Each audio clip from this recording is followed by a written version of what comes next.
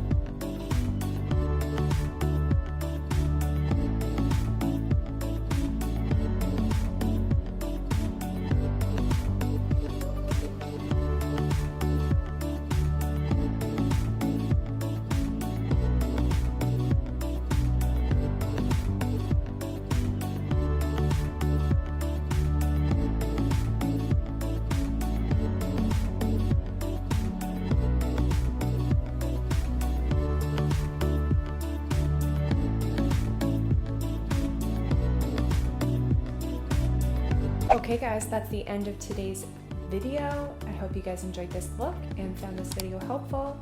Don't forget to give this video a thumbs up, subscribe, and have a wonderful day guys. Bye.